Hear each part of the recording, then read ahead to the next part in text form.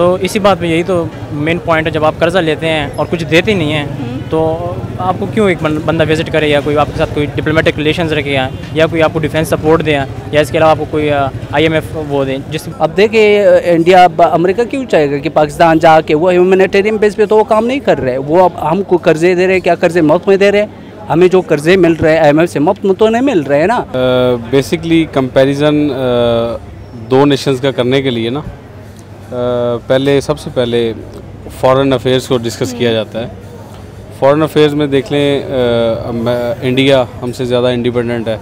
सलाम नमस्ते सत श्री अकाल, मैं हूँ सिद्रा हम आवाज़ के साथ। आज हम बात करने जा रहे हैं अमेरिका के प्रेसिडेंट की, जो कि जो बाइडन है। उन्होंने इंडिया को विजिट किया, साथ में G20 की मीटिंग भी अटेंड करेंगे। सुनने में यही आया और साथ में इंडिया के लिए बहुत सारे गिफ्ट्स भी लेके गए, जिसमें अगर आप डिफेंस की बात कर लें या आप कह लें कि वीज़ा की बात कर लें, वैसे भी इंडिया को 47 कंट्रीज़ के अंदर फ्री वीज़ा अलाउड कर दिए गए हैं। तो फिर आई थिंक कि अमेरिका के अंदर भी इनको मिल ही जाएगा। तो पाकिस्तान की बात करेंगे कि पाकिस्तान कहाँ पर है। हमने सिर्फ कर्जा लेने में चौथे नंबर पर आए हैं। IMF से हमेशा भीख मांगते हुए नजर आए, अपने आप को स्लेव कंसीडर किया हम लोगों ने। जबकि इमरान खान बात करते हैं एब्सोल्युटली नॉट, हम स्लेव नहीं है। लेकिन आई थिंक सो कि एब्सोल्युटली कहना तब बनता है जब हम उस लेवल पर हों, जब हमारी इकॉनमी मजबूत हो, जब हमें पता हो कि जी अब हम इस बात को साबित कर सकते हैं। तो पाकिस्तानी हमसे जानेंगे कि इंडिया के अंदर जो बाइडन का पहला विजिट कैसा रहा और पाकिस्तान के अंदर वो क्यों नहीं आए।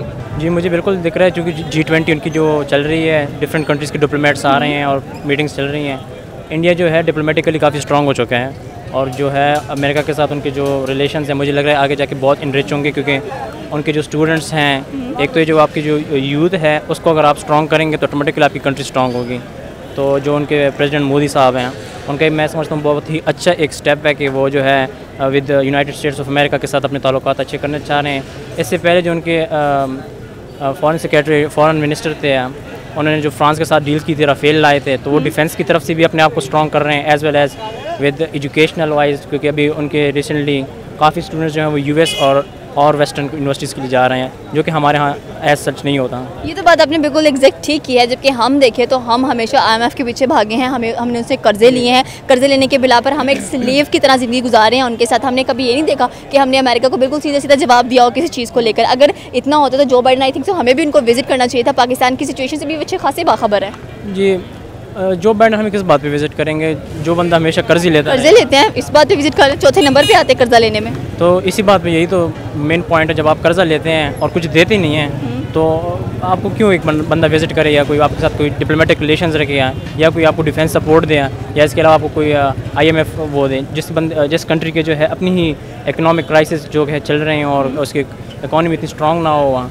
तो एज सच मैं अगर ऐसे हो तो मैं किसी पर डिपेंड ना करूँ। तो मतलब इंडिया की डिपेंडेंसी हमें किसी पे नज़र नहीं आती है, वो खुद इंडिपेंडेंट हुआ है। जबकि हम देखें, हम एक तो ज़हनी गुलाम हैं बहुत ज़्यादा। जबकि हम ये बात करते हैं कि हम ज़हनी गुलाम नहीं हैं। हमारे प्राइम मिनिस्टर इमरान खान ने हमें सिखाया था कि एब्सोल्युटली नॉट हम तब करते जब हम अपने पाँव पर खड़े होते, हमें पता होता है कि हमारी मईशत मजबूत है, हमारे पास इंडस्ट्री है मुल्क की, हमारी यूथ बहुत कैपेबल है, हमारी यूथ के पास हर एक फैसिलिटी है जो उन्हें प्रोवाइड करें। जिस तरह इंडिया कहते हैं कि एब्सोल्युटली नॉट नज़र भी आता है उनका। जी नहीं, वो सही बात है आपकी। जहाँ तक आपकी रही है कि यूथ की कैपेसिटी की अल्हम्दुलिल्लाह हम किसी से कम नहीं हैं, पर चूँकि जो हमारे जो एलिटिस्ट सोसाइटी जो है, जो कि हम ऑलमोस्ट जो सब टॉप पोजीशंस पे हैं, वो आई थिंक अगर इस चीज़ को आगे करें कि अपनी यूथ पे और एजुकेशन पे काम करें और इंडस्ट्रीज़ को यहाँ लाएँ, इंडस्ट्रियलाइज़ करें कंट्री को, तो मैं समझता हूँ कि हमें किसी से कर्जा लेने की ज़रूरत ही नहीं है।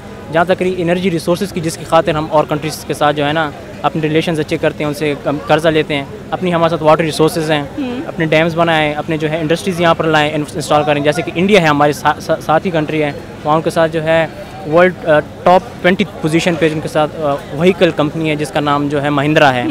और उनके साथ अभी देखें रिसेंटली एप्पल भी आए उनके साथ हैं, और ऐसे फॉरेन कंपनीज़ हैं जो वहाँ पर इन्वेस्ट करना भी चाह रही हैं, क्योंकि वो प्लेटफॉर्म प्रोवाइड कर रहे हैं। हमारे यहाँ होता क्या है कि कोई अगर इंडस्ट्री आना चाहती है, चाहे वो जापान से हो या फिर किसी और जर्मनी से आ रही हो, तो उनको वो एंटरटेन नहीं किया जाता इंडस्ट्रीज़ को। उससे ये होता है कि आपकी यूथ को भी बाहर जाना पड़ता है, एक आपकी कंट्री की इकॉनमी इतनी स्ट्रॉन्ग होती नहीं है, तो ऑटोमेटिकली जो फिर हालात आपके सामने जो हैं।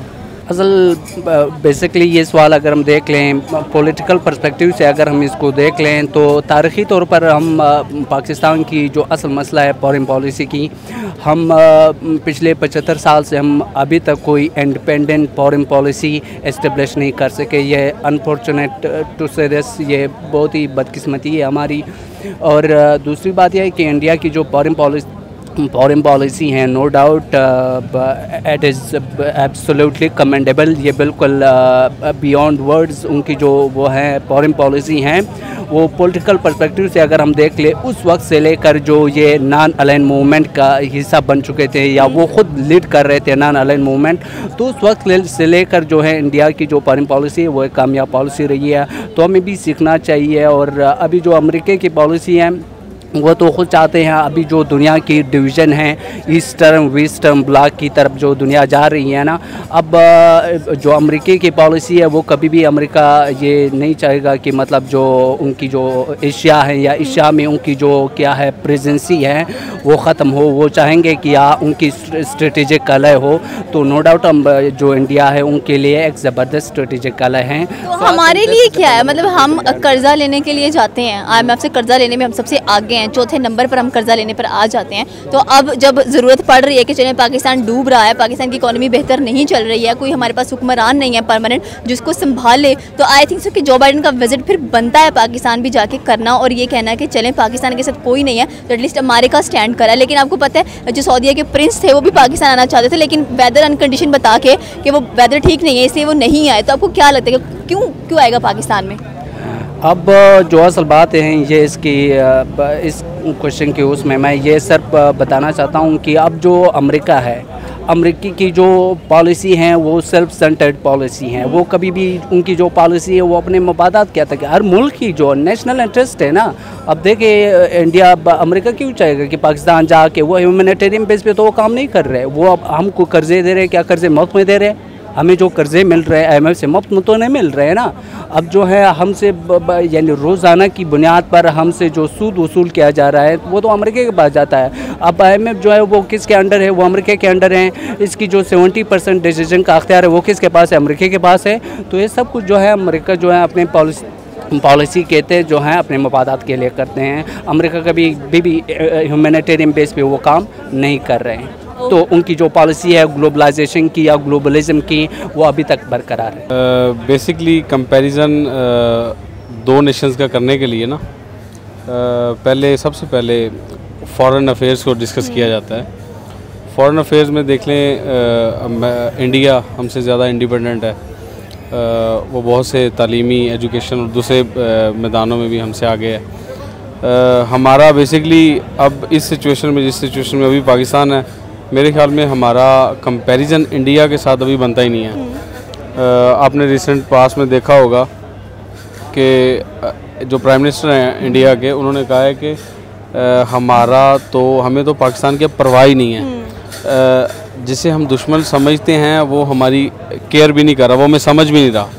तो फिर हमें ख़ुद से हम इस्लाह करने की ज़रूरत है। बाकी जहाँ तक बात रहेगी अमेरिका की, दुनिया म्यूचुअल बेनिफिट्स के ऊपर चलती है।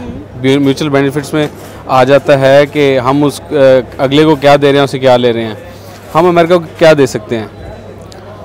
जैसे मैंने पहले बात की फॉरेन पॉलिसी की, हमें ग़ुलाम है और ग़ुलामों की जो रिस्पेक्ट होती है वो ये अमेरिका हमारे साथ कर रहा है।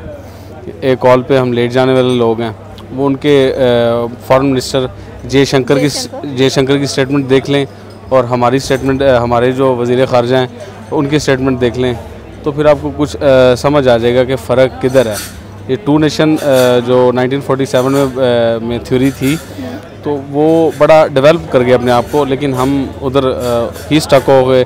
हमने जिसका काम उसी को साझे, हमने प्रोफेशनलिज्म नहीं आने दिया। प्रोफेशनलिज्म अगर होता तो मे बी हमारे इदारे हर बंदे बेहतर तरीके से परफॉर्म करते, बेहतर तरीके से परफॉर्मेंस होती तो ही हम कंपैरिजन की बात कर सकते हैं। आपने बात किया प्रोफेशनलिज्म हमने कभी शो नहीं किया। प्रोफेशनलिज्म शो करने के लिए आपके पास वो हाई क्वालिफाइड एजुकेशन होनी चाहिए, पहली बात तो ये है। नो डाउट आपने फॉरेन मिनिस्टर की बात की है, हमारे जो कि बिलावल भुट्टो जरदारी हैं, अच्छे एजुकेटेड पर्सन है, लेकिन आई थिंक सो कि वो कैपेबल नहीं है एज़ कम्पेयर टू अगर जयशंकर की बात की जाए। उनकी फॉरेन जो पॉलिसीज़ हैं, डिप्लोमेसी है, वो हमें नज़र आती है कि किस तरह से वो काम करते हैं, काफ़ी एक्सपीरियंस्ड भी हैं वो। तो फिर हम कैसे बात करें जहाँ पे नरेंद्र मोदी को हम ये कहते हैं, बल्कि हमें यही सिखाया गया, बताया गया वो चाय बेचने वाले हैं, उनकी क्वालिफिकेशन है हमें पॉलिटिकल साइंस है।